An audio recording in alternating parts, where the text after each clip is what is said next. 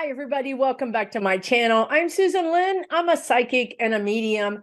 And thank you so much for tuning in to this video. Today, I am your tour guide for Waaay Out Wednesdays, which is a series that I'm doing on my channel where I talk about topics that might be a little way out there for some of you. Now, of course, some of these topics might not be way out enough, but we got to start somewhere, right?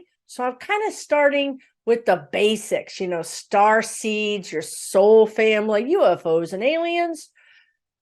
And today we're going to talk about ghosts. Now, hopefully this doesn't worry you or scare you because it shouldn't. It really shouldn't. These are things we have to deal with, folks. Doesn't matter if you're intuitive or you're a medium or you're a psychic. It doesn't really matter what you are. You've likely had some experience with a ghost because they're everywhere. They're literally everywhere. They're not only relegated to the haunted houses or the old house in your town that everybody gets creeped out by. Ghosts can be anywhere and everywhere. They can be at the airport. They can be on the bus. They can be in your basement. They can be at your neighbor's house. They can be at your work. Again, they can be anywhere and everywhere. So rather than get into a whole long story about ghosts, I'm simply going to tell you that ghosts are souls, human beings that did not cross over. For whatever reason, they decided to stay here on planet Earth in this plane of existence. But they had a trade-off to do that because they're not human and they haven't crossed over. They're an earthbound soul. Now, what that means is that they can't really pop in and out of your life the way your loved ones can that crossed over. Your loved ones that have crossed over can pop into your life and out of your life at will simply by using their intention, and they do. Ghosts are stuck. They have to basically ghost walk around. If they want to get somewhere, they need to go with you. They'll get in your car with you. I've known people that have had ghosts go on plane trips with them, get on trains, get on buses. They've certainly been in my vehicle many times. So that is how they travel. They have to travel with humans. So they're stuck here. Now, they can cross over anytime they want, but oftentimes they don't want to. Some of the reasons are because there's a host of reasons, but some of them are that they're afraid to cross over. They've been fed a lot of religion in their physical human lives, and now they're terrified that they're going to go to hell for whatever thing they think they did or didn't do, or maybe they were told they were going to go to hell, and now they just won't cross over. They don't want to risk it. Another reason is that there's somebody on the other side that they don't want to meet. Could be that they had an abusive partner, wife, husband, father, mother, brother, something like that. They just as well rather just stay here. Thank you very much. They don't want to cross over and meet that person again. Another reason is they're looking for someone. Now, I have a whole playlist called Ghost, and there's some pretty cool, actually, experiences that I had crossing various types of ghost over. It's really interesting. If you haven't checked it out, when you're done with this video, click on the icon. It'll take you to my main page. You'll see a tab and you'll see something called playlist. Click that. You'll find a lot of videos there that might be interesting for you. Now, so they're looking for someone. They may have crossed over in an accident or a storm, and they're looking for their kids. I've crossed over a ship's captain whose family perished in a big hurricane, and he also perished and was forever looking for them. Now, sometimes ghosts don't think they're dead. True story. I didn't realize that, but they don't think they're dead. and you have to argue with them and tell them they are indeed dead, they don't believe you. I'll tell you that. Now, a lot of times ghosts in your house, your garden variety ghosts, let's just call them, they're hanging out in an area that you don't use much. They don't typically want to draw a lot of attention to themselves, that garden variety type that is. They just want a safe place to hang out. Now, time basically has no meaning for them, so they can hang out for decades, for 100 years. Doesn't matter. It doesn't really. A ghost once told me the only way he knew the crossing of time was by the inventions that the family's house he lived in, or the families, experienced. So he experienced electricity, and then he experienced telephones, and then he experienced, the next thing, the next technological thing, cars, and then he experienced pagers, and then he experienced cell phones. So he was able to tell me, this is how I mark time, is by the new thing that takes the family's attention. That is literally how he marked time. It wasn't Christmas, it wasn't Easter, it wasn't, any yearly calendar thing, because it didn't mean anything to him, right? So, and after a while, the years just pile up. So you see the holiday, you see Hanukkah every year. Well, it's like it stops losing its meaning. It's like, well, who cares? But when a new thing happens, like a car pulls up front, right? Or a pager is beeping. Well, now that is something unique. So he got to the point where he literally was marking times by technological inventions.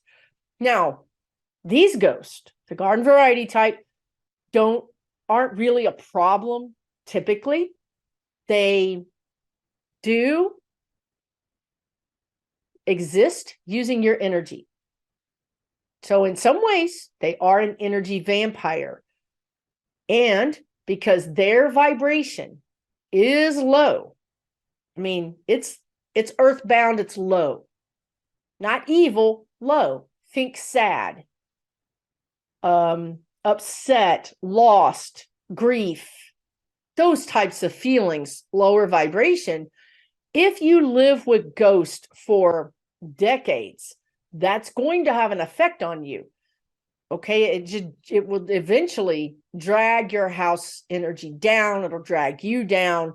Now, what I find is humans move around a lot, and that ghost typically is not going to move with you. So if you move every 5 or 10 years, you're not likely to be seriously affected by their energy, because you typically just move out of their sphere of influence, right? Now, let's step it up a notch. Now, there's another type of ghost that would be an angry ghost. Now, an angry ghost, well, they've got an axe to grind. They're mad about something. They might be mad about you living in their house. And God forbid you decide to remodel that kitchen. That's a no-go, right? If this was their house and they built this house, or they feel like it's their house, and you go taking a wall down or putting in a new bathroom, you could really find that they become very active. They could actually sort of sabotage the remodeling process. I've seen it, I've experienced it, I've dealt with it. So if you're having a remodeling project and things are just going haywire kooky, and look, let's be honest with each other. We all know what we're talking about here. The tool you put down is missing. The cord that you plugged into the wall becomes unplugged. These kinds of things are the types of things that ghosts will do to harass you and to stop jacking with their stuff. Now, honestly, and I've experienced this as well, I've seen people move out of a house because they had a fight with the ghost, and the ghost won. They literally sold their house and moved away. Now, it doesn't have to be like that. It doesn't have to be like that. Now, in this case, this ghost that I dealt with a friend of a friend, was very strong. He had been there for about 100 years. The longer the ghosts are here, the more energy they have, because they've been feeding off of all these people for a while, and they're getting used to being earthbound, and they're sort of amassing some energy. Now, if you're just a sad crying ghost, that might come across as people feel weird when they walk into your house. People might tell you, I don't like that room. Your grandkids might say, I'm not going upstairs. Your dog, your cat might refuse to go into a certain room all of a sudden. That's a ghost. That's a powerful ghost in the sense that it's emitting this powerful energy, this powerful grief, or this powerful anger. Now, another reason someone might not cross over is because they want to get back at you. And I mean, this is really true. And you deal a lot with this when you deal with real estate sales. Sometimes a spouse dies and the other spouse is like, well, that relationship had really long overstayed its welcome in my life. And now I'm ready to get rid of this house and I'm ready to move on. First thing they do is put the house on the market. Well, that spouse hasn't crossed over yet, the one that died, and they're not very happy about this. And they don't want this house to sell because that was their favorite house. They really will sabotage the sale of the house. Ghosts can make smells appear. You can have a realtor walk into a room and be like, oh my God, there's something dead. There's nothing dead. Nothing nowhere. It's a smell that the ghost manufactured because it has the power to do so. Not all ghosts do. Most ghosts don't even want to. Some do. So what do you do in this case, right? When we're talking about ghosts, the very first thing I would do is I would call in Archangel Michael or Metatron or even Jesus or even say the Lord's Prayer, whatever it is for you. I would invoke whatever prayer or religion that you ascribe to. And if you don't ascribe to one, that's perfectly okay because Archangel Michael is a free agent. So he will come in and help you. So you would do something like, I'm asking Archangel Michael to come into my house and remove anything here that is not of the light. Remove anything here that doesn't have my highest good in its heart or its energy. Now, you have to believe this. If you just say, yeah, Archangel Michael, come in, right? Okay, may not have the same effect. You really have to have the intention. Your belief is what makes it so. Also, ghost and all kinds of energies, they know your true intention. You can't bluff them. They're telepathic. They can read everything about you. So if you're saying, get out, ghost, go, shoo, shoo, shoo. But internally, you're like, please go, don't hurt me. Well, they're going to laugh at you. They're not going to believe you, and they're not going to listen to you. So if you can't do it, hire somebody who can. Hire a ghost removal person. That's not really me, but there are lots of people out there that do this work. Now, something else you can do. At some point, you just get mad enough that you really do mean it, and you're sick and tired of being harassed, right? And then you get angry. That's fine. You can get angry and you can tell it to go and all of that. That's fine. Now, I find, you can use sage. Sage is, you light it, you burn it, you smoke, and you blow the smoke around the house. And it is one tool. It certainly is a tool. So is Palo Santo and all the things that you would burn to create a smoke. In my opinion, because I'm hardcore. I don't do anything halfway. I go all the way. Because of the type of energies that I've had experience with, saging hasn't worked that well for me. It's pretty good. Again, it's your intention. And it's certainly, it's a cleanser. Let's put it this way. This is a cleanser. This will cleanse your area. There's even some science behind the fact that it could cleanse microbes and cleanse bacteria. Okay. Now I know there's some things floating around. I don't think they're orbs. I think they're pieces of sage. Okay.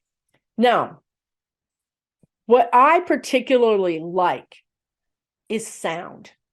Sound disrupts vibration. Have you ever hit something metal and then have it go, and you hold on to it and you're like, right? That's disrupting vibration. So if I really wanted to get rid of something, I would call in Archangel Michael. You always want to call in the professionals. Call in Archangel Michael. And then if you don't have anything, and I've done this and it works, go get a pot. Now you may want to be alone when you do this, because otherwise, I can't be certain your family will respect you after this. Get a pot, get a wooden spoon, and bang that pot. And as you make that loud noise, everything that isn't of my highest good must leave this house right now. I demand it as a free, sovereign human being. I know that if I demand you leave my house, you have to leave my house. Bam, hit that pot. Go to every single room and bang that pot. Bang that pot in your closet, in your basement, at the top of your attic, in your garage, in the utility closet, under the bed, everywhere. Ghosts aren't sitting in your living room, folks. They're in your closet, in your walls, in your attic, in your boiler room, in your basement, in your garage. They're in small places. Now, if it's a ghost that feels particularly potent and or feels particularly has an ownership, then it might take over an entire room. Now, you, again, may not feel the ghost there. Now, why is that? How come I don't feel the ghost, but everybody else feels the ghost? Well, they know you live there. And they need to get along with you because they don't want to be evicted. But when your friends come over, they're like, not going in that room, not going down that hallway, not going in the basement. Your kids, your grandkids, your pets, they all feel it, but you don't, because the ghost is hiding its energy from you. But these other people, they're not welcome. They're not welcome in this house. So it's going to make its energy big to scare them off. And it works. It really does work. So you really want to be aware of who's inhabiting your house besides you. Now, why would a ghost be in your house, right? Like, let's say you have a new house and it's not an old house, and you've got people say, well, I have a really new house. I'm sure I don't have ghosts. Do you work in an old building? Do you work in an old town? Do you work in a hospital? Do you work near a graveyard, a cemetery? Do you work in a cemetery or a graveyard? Do you work in an older building? Do you work next to an older building? Ghosts are everywhere. Frankly, you can pick them up at church. You can pick them up at bus stops. They ride to the bus stop with one person. They get on the bus with another person. I'm not kidding. I've experienced all this. I've dealt with it. I've seen it firsthand. So there's lots of ways this ghost could end up in your house. It doesn't really matter if you have an old house or not, right? What you want to do is evict it, to be honest with you. Some people think, and I've honestly known people that become friends with their ghost. I'm not kidding. Well, actually, I've known more than a few people that have become friends with their ghost. I get it. I mean, if they're not angry and they're kind of just keeping to themselves mostly, but you can sense that they're there, they almost become like a friend. And then when they're gone, it's like the friend moved out and the place is empty. That energetic space is empty. Whereas before, there was an energy there. So yeah, you can become friends with your ghost. It's not going to hurt anything necessarily, but it is dragging you down. Their energy is not a higher vibration. And if you have one ghost, your energy goes down, your house vibration goes down, you're going to start attracting other types of energies to your house that you don't really want. Things that are an order of magnitude worse than a ghost, okay? So we really want to make sure that our house is clear, okay? Now you can do that every day when you go to bed. You can say a prayer and ask for whomever it is for you to clear your house of any entities or beings that aren't here. Maybe even say that aren't alive, that aren't human. I mean, there's a lot of ways you can do this, right? If I don't want anything here that's not human, well, that's going to cut out a lot of things, isn't it? So this is really important. It's a really important thing for people to know about. And it's honestly, again, kind of ducking your head in the sand isn't the best way to deal with it. It's really the best way to deal with it is just to deal with it. Okay.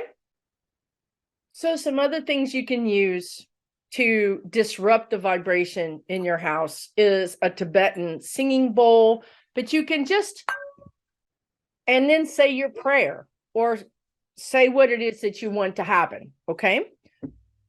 You know, I want angels. I am praying my prayer. I see myself surrounded by white light and angels. I see white light emanating from me. My God light, my soul is emanating white light, yellow light, gold light, blue light, purple light. And it's filling up my house with beauty and peace. So it is. It's that simple. It doesn't have to be hard. Okay. And you can get these little bowls for like, 30, 40 bucks, depending on where you buy them. Another thing you can do to raise the vibration in your house. I love this thing. It has a little hole in the bottom. I think it's called a tongue drum, TONGUE. Beautiful tone, musical, light, uplifting. That's going to raise the energy in your house. We usually, some of us, me usually, clean our house, right? We dust, we vacuum, we do whatever that cleaning is for us. We wash the dishes, we wash the clothes. Why don't we clean the energy?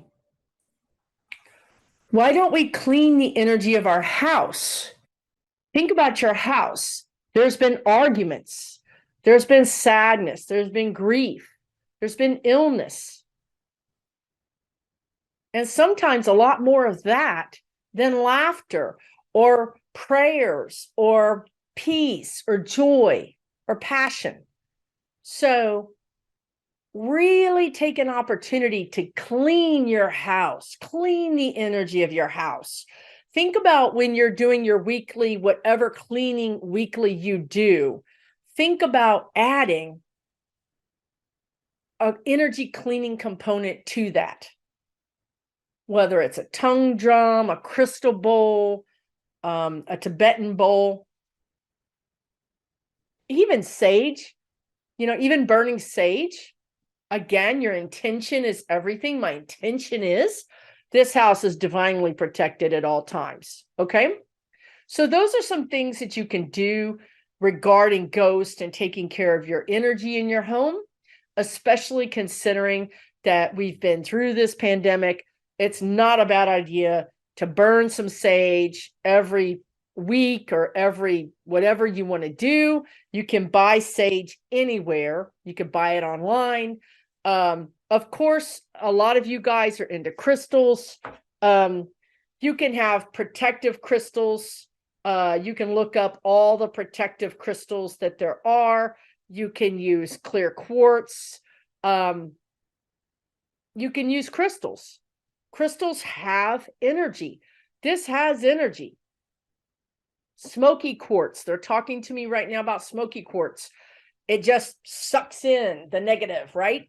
And then maybe you put it out under a full moon to cleanse it. Or maybe you cleanse it with sage. Or maybe you decide that you're going to cleanse it in some other way. We have to start thinking about energy hygiene, about spiritual hygiene. We brush our teeth, we wash our face, we wash our clothes. We take a shower or a bath. But because the veil is thinning, the veil that separates the two worlds is thinning, we're going to have much more interaction with entities, beings, ghosts, everything than we used to. Now, ghosts are on our side of the veil. But because the veil is thinning, you're going to have everything else coming over that veil much more common. You're going to have more experiences, whether you're a psychic or not. And especially if you're a psychic, but you're not aware of it, or you're aware of it, but you're not really using the ability, or you don't really understand it. The same thing with mediums. If you can see a ghost, if you've seen a ghost, if you've heard your name called, but no one was there, if you've seen an orb, and I mean an orb, if you've seen an entity, an alien, some other type of entity, you're likely a medium. And that means you can see across the veil. You would be someone who's going to be very affected and impacted by the thinning of the veil. So it's really important for those people that have some kind of ability, even if a lot of you guys say, oh, I heard my mom talk to me clear as day and she's crossed over, but I'm not psychic. Are you kidding me? Honey, you're psychic. You guys have to believe this, because you're at risk by not stepping into your power. It doesn't mean you have to be, 1-800 psychic answering the phone and giving readings. It doesn't mean that. It means that that's your birthright, that you were born a psychic, you were born a medium. And it means that if you don't use your abilities, if you're not aware of your abilities, let's put it that way, if you're not aware of them so that you can understand what they are, other entities will come in and take advantage of you and your abilities. Think about having a really nice, expensive car. The keys are in it, the car is running. The driver's door is open. But the owner of the car is you. And you're in the passenger seat. And you're just minding your own business. You're just minding your own business. But that car is worth something. It's an energetic vehicle. And I promise you, entity after entity is going to get in your driver's seat and drive your car without you knowing about it. You may have crazy dreams. You may have dreams, you may have bad dreams. You may have really terrorizing dreams. You may start experiencing things in your life that I would call spiritual scammers. They're not necessarily evil, but they're tricksters. If you're clairaudient, you've heard your name called before, or you've heard things before, like a faraway radio or faraway music. That's psychic hearing. If you're clairaudient, you may actually hear someone talk to you. The first time it happened to me, I thought God was talking to me. Who else can get in my brain and talk to me but me? Then I thought it was a spirit guide. It wasn't either of those things. It was a scammer. It was a spiritual scammer. And they're still broadcasting to this day because I hear them on occasion. They're broadcasting to the whole world. Now, what's their game? Why do they do this? And what do they say? What they say is, we need your help. Raise your hand if you're ready to help. Help the world. Well, who doesn't want to help the world? We're all empathic. We all want to help. We have these kind of weird, kooky things about us that we don't know how to use. And here our spirit guides are saying, we need you. Come help us. So we raise our hand. That is tacit permission. You just said, yes, sign me up.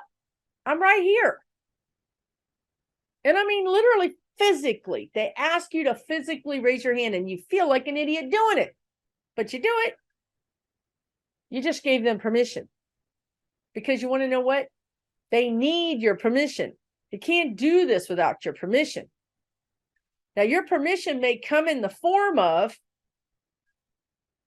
you sitting in the passenger seat of your nice car and leaving your door open with the keys running. So your permission may be implied, or you may give implicit permission.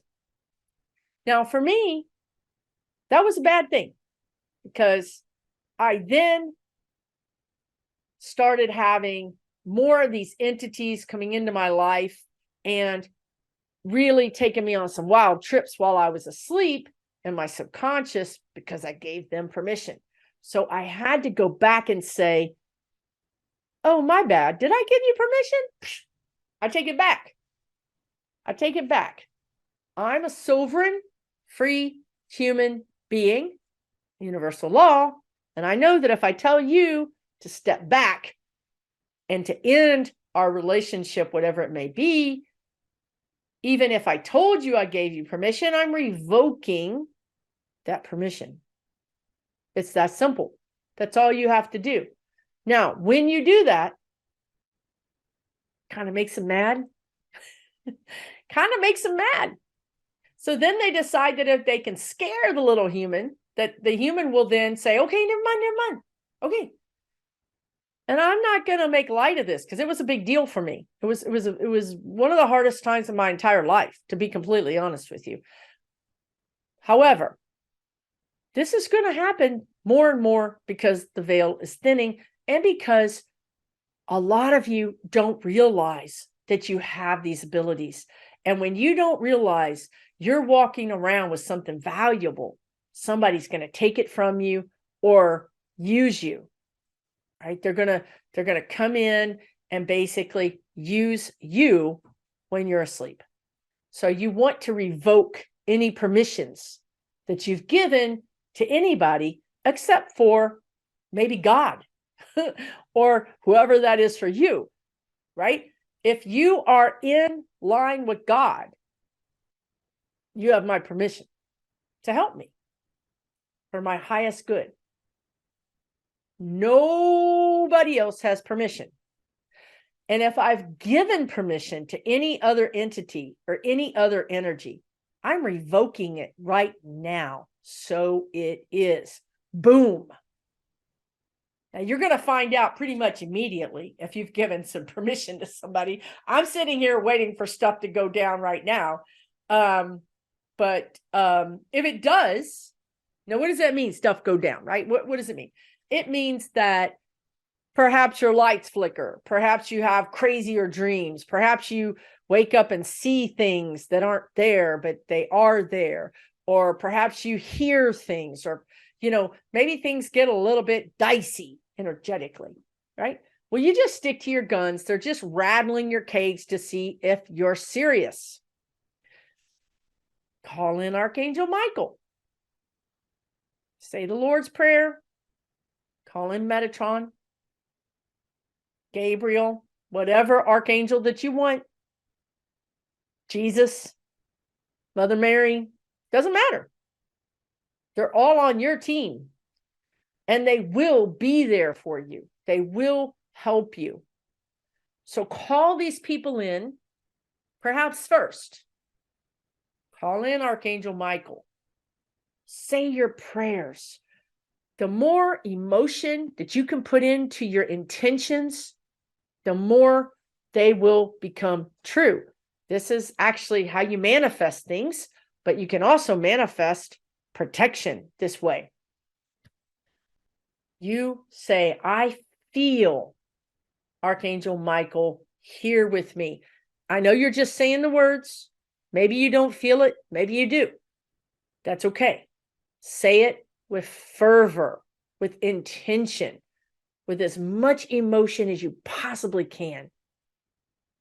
Think about some amazing experience that you had. Perhaps it was in a church, or perhaps it was some sort of service that you felt divinity around you. Perhaps you were in a place, a town, a building, someplace that you felt divinity, beautiful love. Tap into that memory. And then from that place,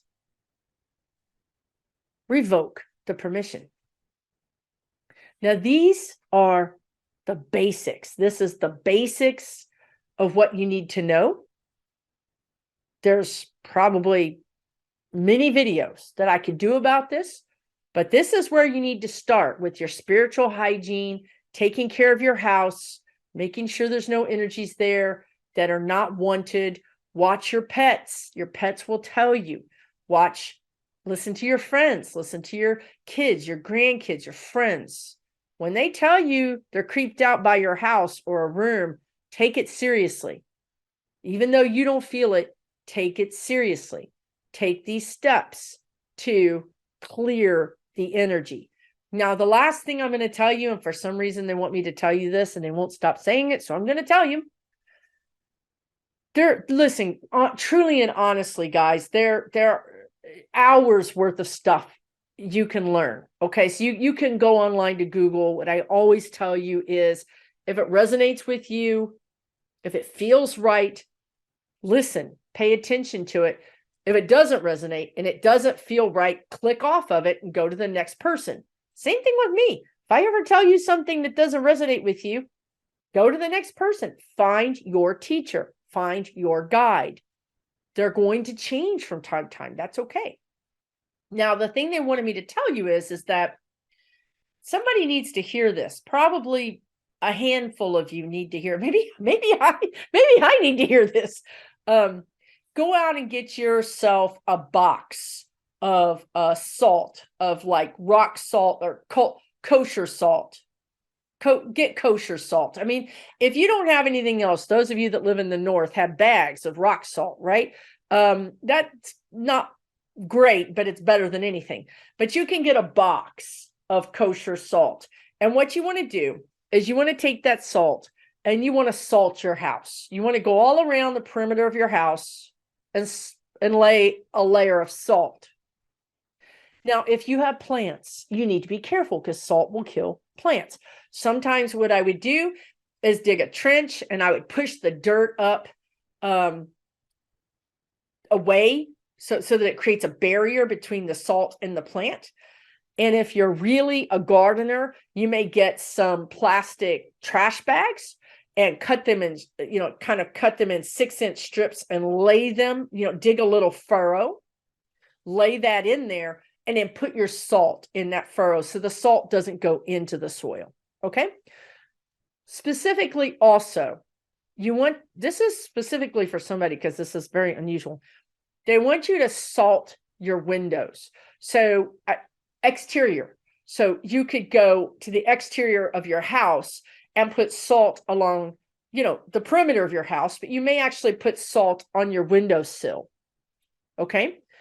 You also salt your doorstep. Now, when you're doing especially the doorstep, you're going to be having the intention. You're not going to be thinking about your grocery list.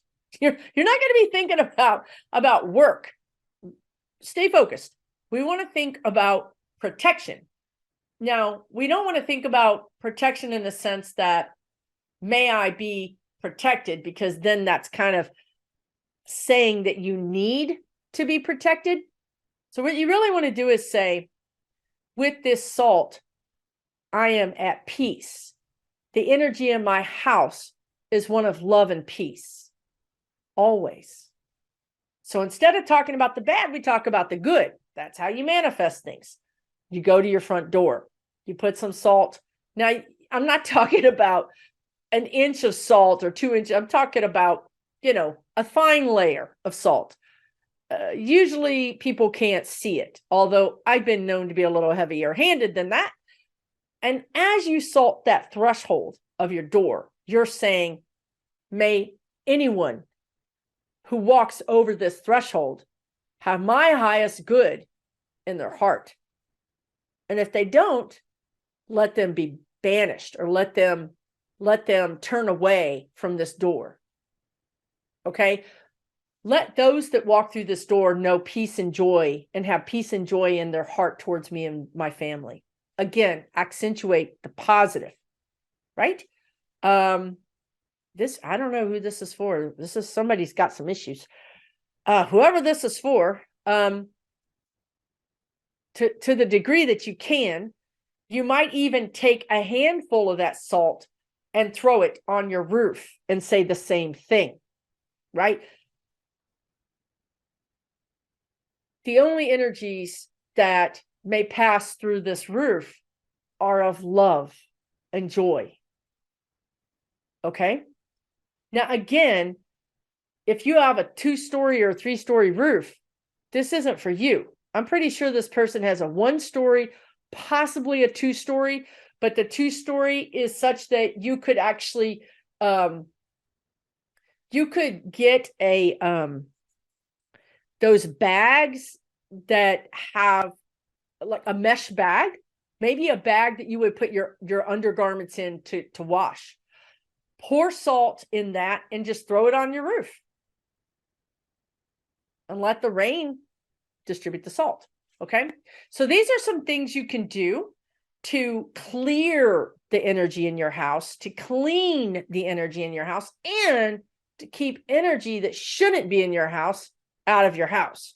Now, if you work at a hospital, you really might want to think about, before you get in your car, of just standing outside of your car and saying, Archangel Michael, remove any entities from me that are not mine. And just, it takes like 5 seconds. 5 seconds. I mean, if you're a visual person, you might see like a magnetic thing going down and snap, snap, snap, snap, snap, snap, snap, things coming off of you that aren't yours, that are attachments or ghost. If you're not a visual person, you just know that this is happening, or you feel that it's happening. Not everything has to be visual. You can just feel it, or you can just know it. How is it so? Because I know it is. Because my intention is such. And then I want you to get in the habit of saying, am I clear now? Is it okay for me to go? And then you're going to get really good at this. You're going to get to the point where you go, okay, it's good. I'm clear. And you're going to get in your car. And you're going to think, I'm making this up. I'm crazy. I've been listening to Susan Lynn and she's crazy and now I'm crazy. Except for one time, you're going to get a no. And you're going to be like, what do you mean no? I never got a no. What is a no? What do you mean no? What's going on? Right? That means you're not done. It's going to happen. So even if you don't work in a hospital, let's say you work at a prison, let's say you work in law enforcement, let's say you could work anywhere, you guys, schools, libraries, anywhere. People come in with their scuzzy, yucky, ghost energy, and maybe they suck that person dry and they're looking for somebody with better energy and they're like, hey, look at her. She looks pretty good. Boom. Now they're on you. Okay. Clear it. If you take public transportation, clear it. It's really about spiritual hygiene, and it's so easy to do. It's so easy. And you know what? I'm going to say one thing here at the end of this video. Some of you guys, very few, are really upset about the intro that I've been playing with the guy with the tinfoil hat that looks at the screen. And some of you have even gone as far as to say, this guy's evil. Okay, listen. I want to tell you something. That is triggering you for a reason. It's not triggering 4,995 other people. It's triggering a few of you. There's a reason it's triggering you.